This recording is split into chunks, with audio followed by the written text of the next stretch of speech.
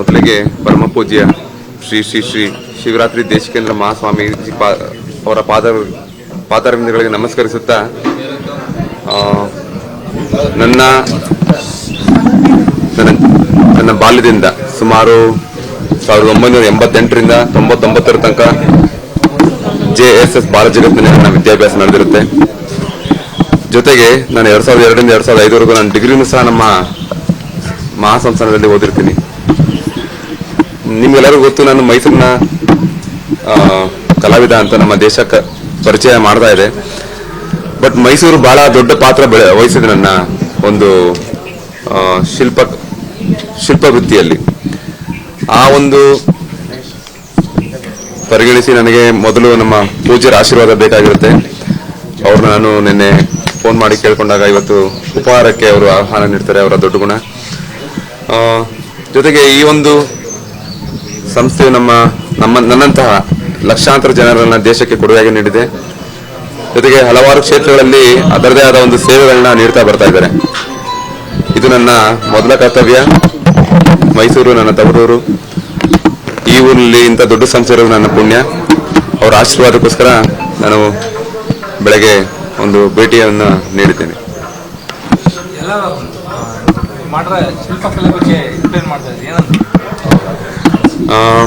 ಅಲ್ಲಿ ನಾನು ಅಯೋಧ್ಯೆಯಲ್ಲಿ ಭೇಟಿ ಮಾಡಬೇಕಿತ್ತು. ಅಲ್ಲಿ ಬಹಳ ಜನ ಜಾಸ್ತಿ ಇದ್ದರಿಂದ ನನಗೆ ಭೇಟಿ ಮಾಡ್ಲಿಕ್ಕೆ ಆಗ್ಲಿಲ್ಲ. ಅವ್ರಿಗೂ ಅದರದ್ದು ಡೀಟೇಲ್ ಫೋಟೋಸ್ ನೋಡ್ಲಿಕ್ಕೆ ಸಿಕ್ಕಿರ್ಲಿಕ್ಕಿಲ್ಲ. ಅದಕ್ಕೆ ನಾನು ಏನ್ ಮಾಡಿದೀನಿ ಅಂತ ಅವ್ರ ಬಗ್ಗೆನೂ ಅವರ ಅಭಿಪ್ರಾಯ ಕೇಳಬೇಕಿತ್ತು. ನನಗೆ ಬಹಳ ಮುಖ್ಯ. ನನಗೆ ಯಾಕಂದ್ರೆ ನಾನ್ ಮಾಡಿದ್ದು ನನಗೆ ಅಷ್ಟು ಗೊತ್ತಾಗಲ್ಲ. ಏನಾಗುತ್ತೆ, ಇದು ನಾನು ಎತ್ತ ಮಗು ಅಂದಾಗ ನನ್ನ ಕೂಡು ಮಾಡ್ಬಿಡುತ್ತೆ. ಹೆತ್ತವ್ರಿಗೆ ಯಜ್ಞ ಮುದ್ದು ಅಂದಂಗೆ ನಾನ್ ಮಾಡಿದ ವಿಗ್ರಹ ನನಗೆ ಚೆನ್ನಾಗಿ ಕಾಣುತ್ತೆ. ಬಟ್ ನನಗೆ ಬೇರೆಯವ್ರಿಗೆ ಹೇಗಿದೆ ಅನ್ನೋದು ಅಭಿಪ್ರಾಯ ಬಹಳ ಮುಖ್ಯ ಆಗಿರುತ್ತೆ. ಆ ನಿಟ್ಟಿನಲ್ಲಿ ನಮ್ಮ ಬುದ್ಧಿಯವ್ರದ್ದು ಒಂದು ಅಭಿಪ್ರಾಯನ ಕೇಳಬೇಕಿತ್ತು. ಬಂದು ನಾನು ವಿಗ್ರಹದ ಬಗ್ಗೆ ಒಂದು ಡೀಟೇಲ್ ಫೋಟೋಸ್ ತೋರಿಸಿದೆ. ಅವರು ಬಹಳ ಖುಷಿ ಪಟ್ಟರು. ತುಂಬಾ ಚೆನ್ನಾಗಿದೆ ಅಂದ್ರು, ಅದ್ಭುತವಾಗಿದೆ ಅಂದ್ರು. ಜೊತೆಗೆ ಆ ಸಮಯದಲ್ಲಿ ನಿಮ್ಮ ವಿಗ್ರಹ ನೋಡಿ ಎಲ್ಲರೂ ಭಾವುಕರಾದ್ರು ಅಂತ ಹೇಳಿದ್ರು. ಅದು ಭಾವುಕರಾಗೋದ ಕಾರಣ ನಾವು 500 ವರ್ಷಗಳಿಂದ ಇದಕ್ಕೋಸ್ಕರನೇ ನಾವು ಕಾಯ್ತಾ ಇದ್ದೀವಿ. ನಮ್ಮೆಲ್ಲರ ಮನಸ್ಸಲ್ಲಿ ರಾಮ ನೆಲೆಸಿದ್ದಾರೆ. ಆ ಒಂದು ಭಾವುಕತೆ ಆ ಟೈಮ್ನಲ್ಲಿ ಎಲ್ಲರೂ ಕಂಡಿದೆ ಅಷ್ಟೇ.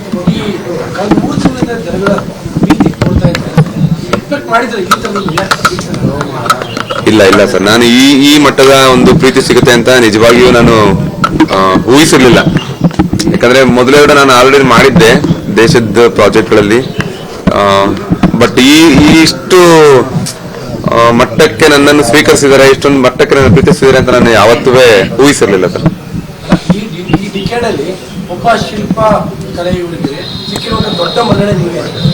ಹೌದು ಸರ್, ಈ ಭಾರತದಲ್ಲಿ ಹೇಳ್ಬೇಕು ಅಂದ್ರೆ ಒಬ್ಬ ಶಿಲ್ಪ ಕಲಾವಿದನಿಗೆ ಇಷ್ಟೊಂದು ಮಟ್ಟದ ಒಂದು ಏನಂತಾರೆ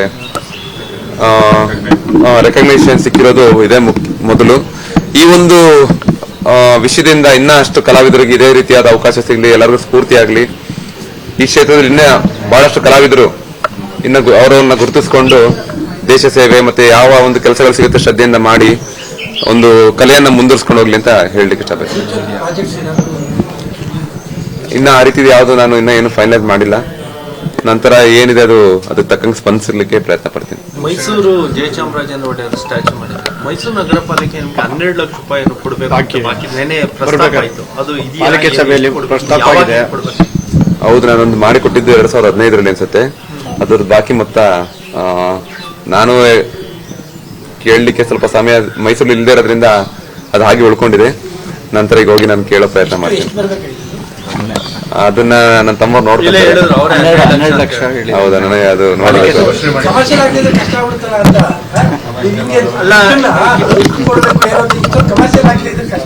ಸ್ವಲ್ಪ ನಾನು ಅದ್ರ ಮೊದಲಿಂದನೇ ಕಮರ್ಷಿಯಲ್ ಸ್ವಲ್ಪ ಕಮ್ಮಿ ಯೋಚನೆ. ನಾನು ಕಲೆನ ತುಂಬಾ ಮನಸ್ಸಿಂದ ಮಾಡ್ತೀನಿ. ಅದು ಸ್ವಲ್ಪ ಕೊಡೋದಕ್ಕೆ 2015 ಇವಾಗ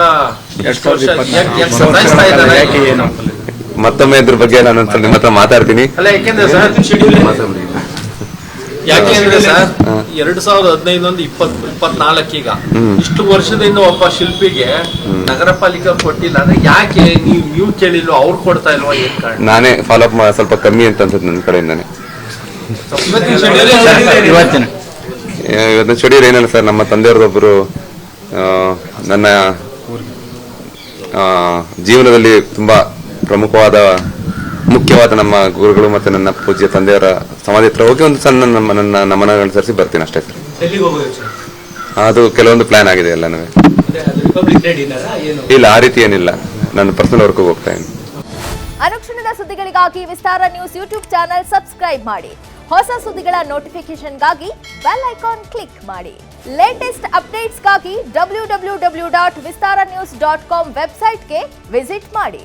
ಅಂಗೈಯಲ್ಲೇ ಜಗತ್ತಿನ ಸುದ್ದಿ ತಿಳಿಯಲು ವಿಸ್ತಾರ ನ್ಯೂಸ್ ಕನ್ನಡ ಆಪ್ ಡೌನ್ಲೋಡ್ ಮಾಡಿ.